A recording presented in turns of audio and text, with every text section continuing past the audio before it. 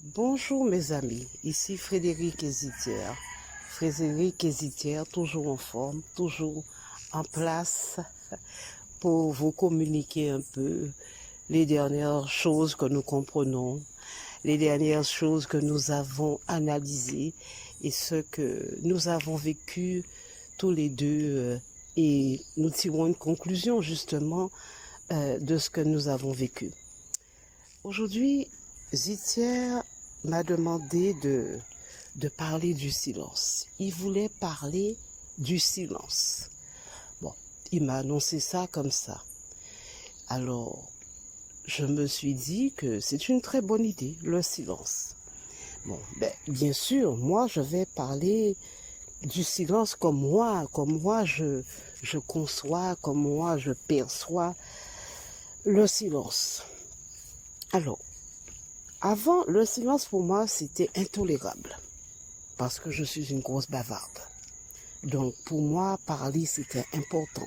Celui qui fait silence me gênait toujours parce que pour moi, lorsqu'on fait silence, c'est qu'on ne veut pas parler avec les autres, on ne veut pas communiquer. Même, on peut être méchant. Voilà comment je voyais le silence des autres. Je ne comprenais pas pourquoi les gens font silence. Je veux dire par là, il y a des gens qui ne parlent presque pas, ou très peu, ou qui ne sont pas à l'aise avec la parole. Et il y en a d'autres qui coupent une conversation qui est déjà commencée en faisant silence. Et ça, c'est quelque chose que je ne comprenais pas. Pour moi, faire silence, c'est comme si on me faisait du mal. C'est comme si on me repoussait. C'est comme si on me rejetait. Et discuter, toujours parler, pour moi, c'était donner, c'était vouloir partager quelque chose avec quelqu'un, c'était montrer qu'on apprécie quelqu'un. Eh bien, avec le temps, j'ai compris c'est quoi le silence. À force de me sentir mal à l'aise ou de vivre des moments difficiles face à des personnes qui font silence, j'ai compris c'était quoi le silence. Et bien sûr, j'ai aussi appris à m'en servir. Est-ce que je suis quelqu'un de silence, qui fait silence? Pas tant que ça, parce que dans ma nature, j'ai besoin de communiquer, j'ai besoin des mots, j'ai besoin des mots. Je dis souvent ce mot-là. Voilà, j'ai besoin des mots. J'ai besoin des mots pour exprimer quelque chose et j'ai besoin aussi des mots des autres qui vont m'exprimer quelque chose. C'est vrai que c'est important de communiquer. C'est comme ça qu'on fait passer des informations l'un à l'autre. C'est comme ça aussi qu'on peut faire le point avec quelqu'un. C'est comme ça aussi qu'on peut expliquer quelque chose. Mais enfin, les mots, discuter, parler, c'est important. C'est très, très important. Et le silence aussi, c'est important. Alors maintenant, je vais vous dire ce que moi, j'ai compris du silence. Il m'a fallu beaucoup de temps pour comprendre. C'était quoi le silence? Le silence, c'est quelque chose qui, je crois maintenant, je le comprends maintenant, je recommande à tout un chacun de faire silence. Quand c'est nécessaire. Je ne veux pas dire par là qu'on ne va plus parler, pas du tout, mais faire silence. Faire silence dans certaines situations. Faire silence déjà lorsqu'on a en face de soi quelqu'un qui est très en colère ou qui commence à vouloir être désagréable, à vouloir être méchant. Faire silence devant cette personne. Parce qu'à ce moment-là, le silence devient quelque chose de très puissant. Le silence va permettre à ce qu'on puisse comprendre exactement de quoi il s'agit, comprendre le comportement de l'autre. Et aussi, le silence permet, lorsqu'on fait silence devant quelqu'un qui commence à nous chercher des problèmes, eh bien, en faisant silence, cette personne ne peut rien contre nous. Ça devient une arme. Voilà, je veux dire une arme de manière tranquille. Et quand j'ai remarqué ça, c'est extraordinaire, quand je fais silence devant quelqu'un qui veut me provoquer, m'embêter, me faire du mal, ou qui fait un bruit pas possible en ma présence, en faisant silence, eh bien cette personne ne peut faire qu'autrement que de faire silence. Parce que je ne réponds pas, parce que cette personne ne m'attelle pas. Quand on crie, quand on s'énerve contre quelqu'un, on veut l'atteindre, on veut le dominer. Mais si cette personne ne répond pas, fait silence, ne dit rien, on n'atteint pas cette personne. Voilà, donc ça, vraiment, c'est extraordinaire à ce moment-là. Et ça permet après de revenir vers quelqu'un tranquillement et en discutant normalement. Ça permet aussi à ce que l'autre fasse silence, puisqu'il ne va pas crier tout seul. Mais ça permet aussi à l'autre aussi de rassembler un peu ses émotions, de faire un peu le tri dans toutes ses émotions. Et à ce moment-là, cette personne peut discuter. Et on peut avoir une discussion pour pouvoir régler ce qui est à régler. Il y a aussi le silence en soi. Le silence, quand je fais silence en moi. Ah, ça, c'est encore une autre affaire. Le silence en soi. Là, ça, c'est un gros morceau. Pourquoi? Parce que c'est jamais très silencieux en nous. Nous sommes un océan d'émotions. Chaque être humain est un océan d'émotions. Des émotions qui peuvent être violentes, qui peuvent être comme une espèce de vague qui s'en va. Et que ce soit des émotions positives ou négatives. Mais nous sommes un océan d'émotions. Et il y en a beaucoup d'émotions. Elles sont bonnes, la joie, la félicité, l'envie de faire du bien. Ça peut être des émotions négatives, la colère, la tristesse, etc., etc. Et nous vivons comme ça, chaque être humain, de cette manière, avec beaucoup d'émotions.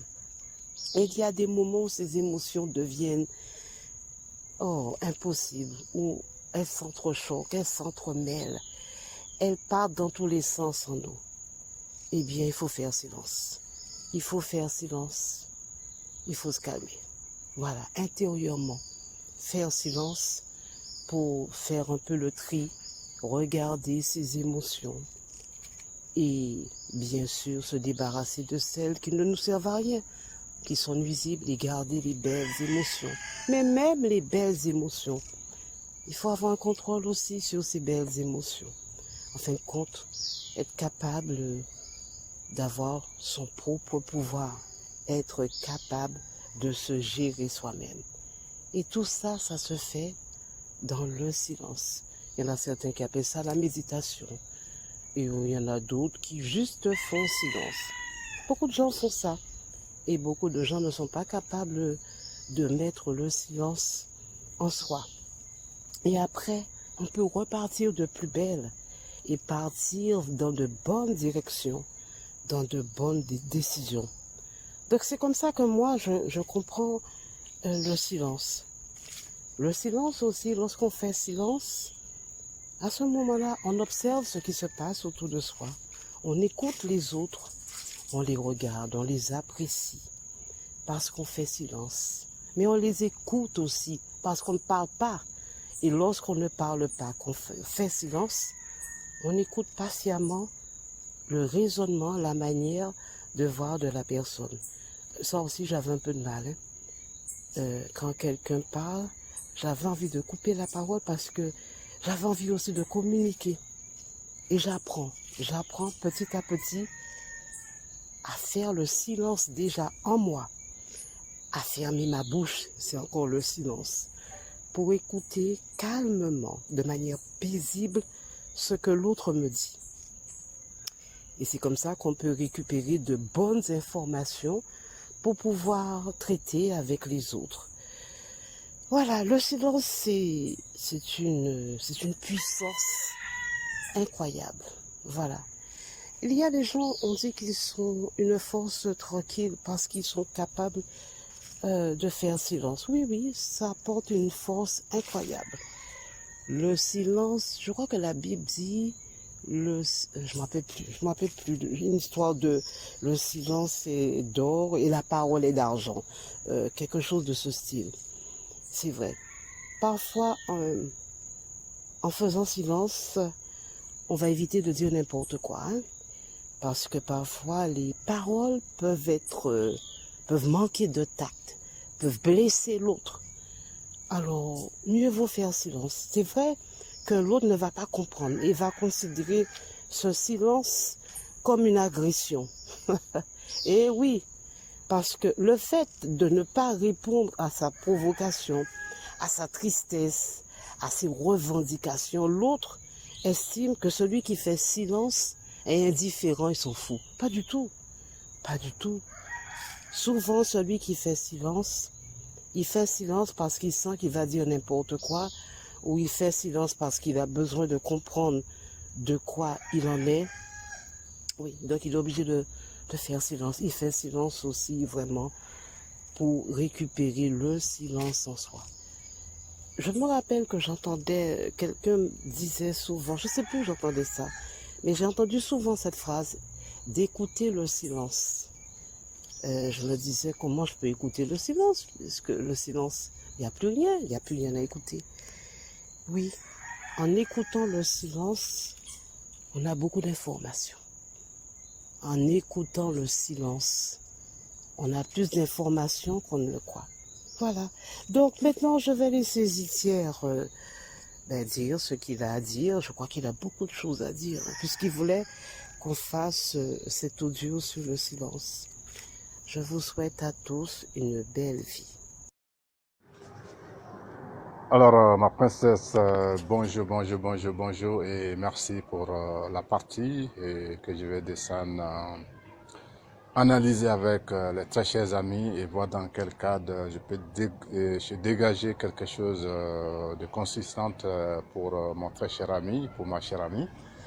Alors, et les chers amis, toujours un plaisir de se retrouver et de faire le nécessaire pour toujours avancer dans notre dynamique des choses.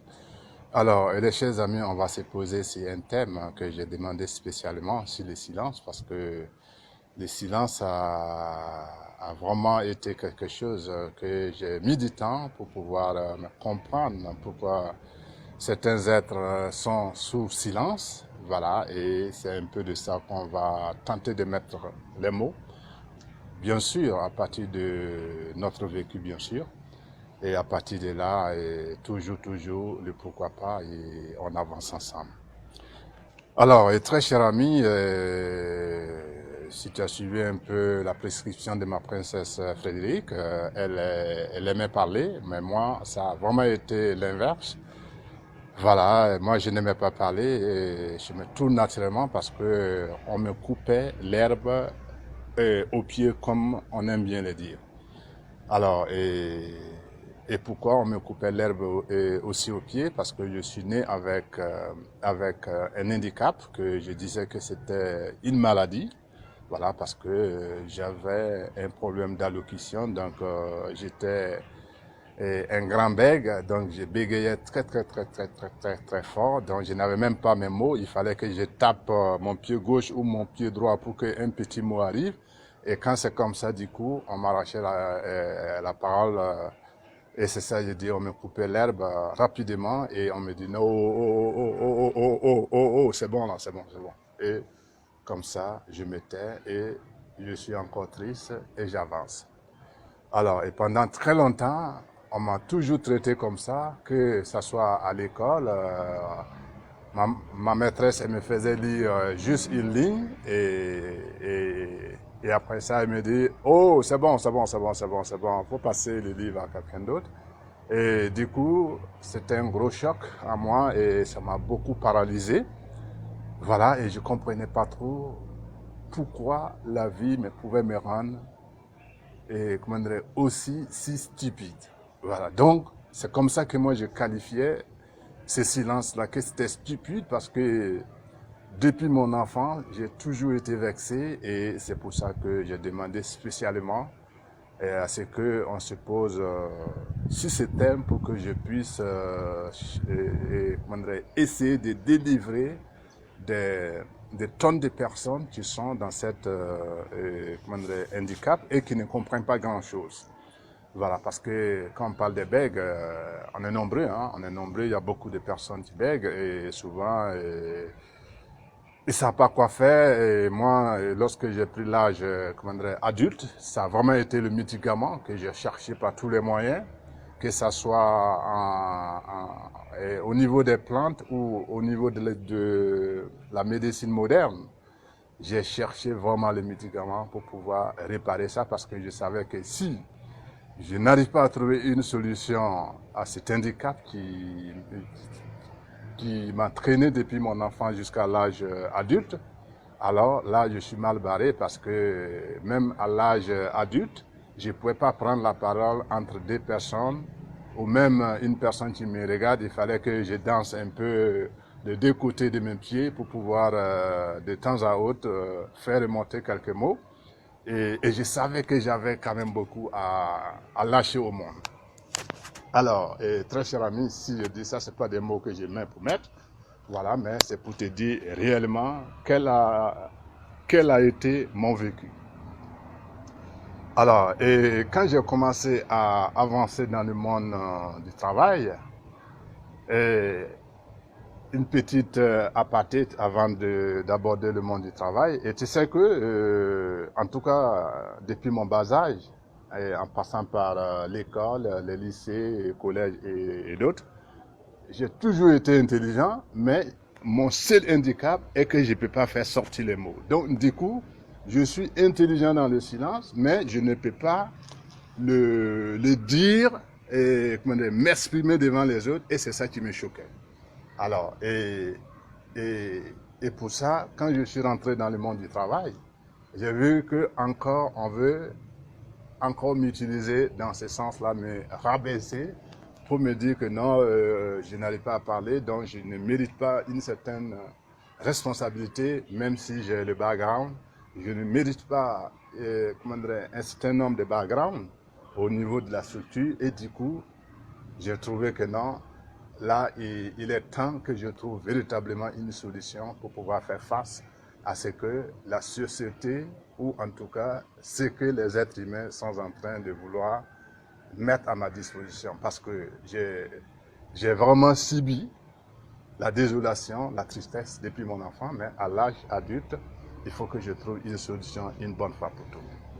Alors, et c'est là que j'ai commencé à vraiment m'y prendre en main véritablement pour savoir comment est-ce que je peux corriger cela. Et très cher ami, c'est là que je vais te lâcher le gros cadeau et te dire que tous tes amis bègues ou tous les gens que tu connais qui bèguent, si tu as la chance de tomber sur cet audio, n'hésite pas à leur dire, vous avez un frère qui a trouvé une solution à votre situation et vous l'aurez vraiment aidé pour la vie.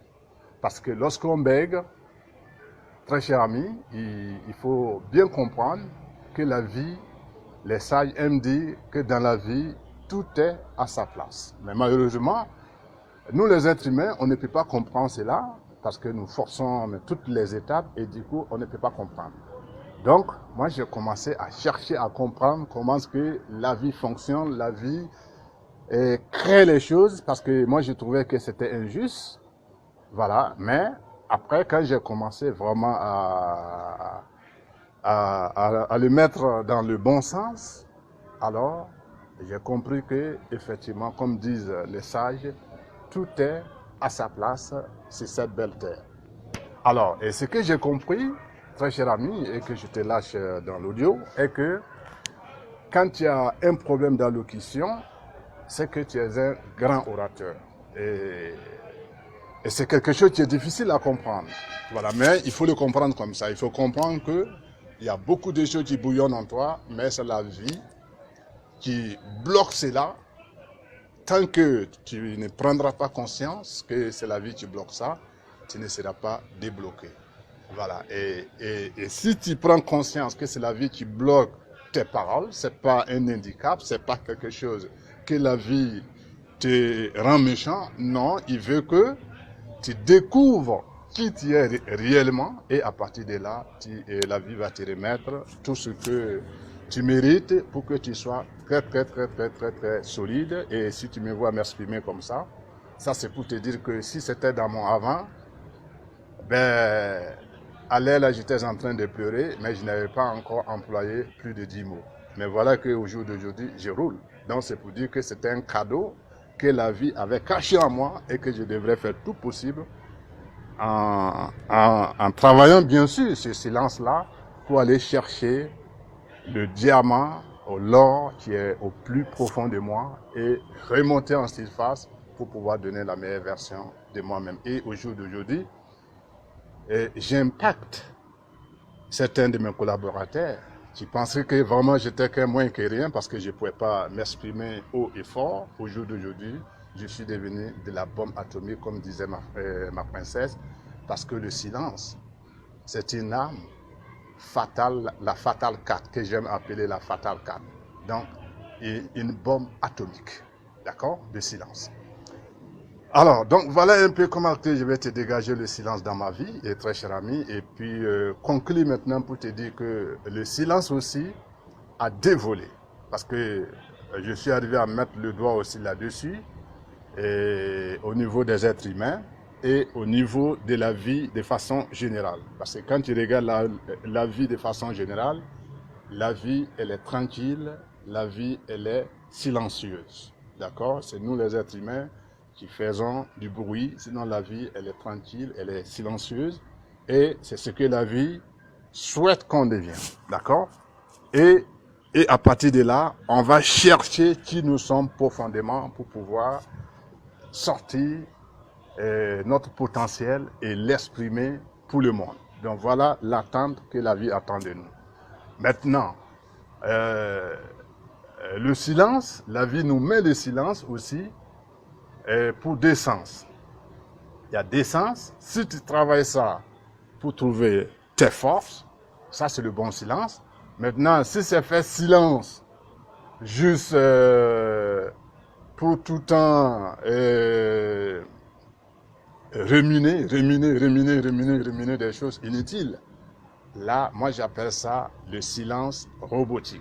Et beaucoup d'êtres humains aussi sont dans ce sens-là parce qu'ils sont silencieux, mais quand ils posent un acte, personne n'a envie de regarder. Parce que là, c'est la phase un peu robotique qu'il faut vraiment éviter et utiliser le côté silence de la force. C'est-à-dire que tu es calme pour pouvoir être vraiment la Fatale 4, l'arme, la Fatale 4, qui est vraiment une bombe atomique qui n'a pas besoin de faire du bruit, mais qui pose des actes.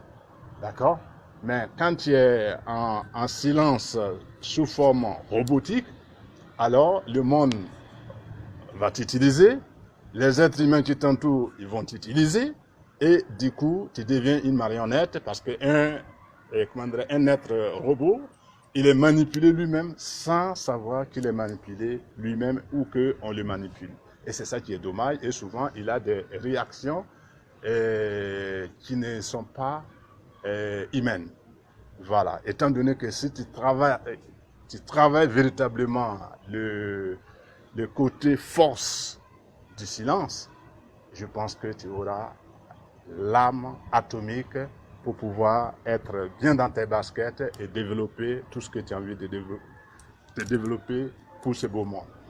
Et pour ce très cher ami, en tout cas, je t'invite, toi qui auras l'occasion de tomber sur ce audio, de ne pas hésiter si tu trouves quelqu'un qui bègue. Tu lui dis, tu vas écouter la chaîne de Frédéric Hésitière, tu peux trouver ton compte parce que moi, j'accompagne les hommes pour qu'ils comprennent qui ils sont véritablement.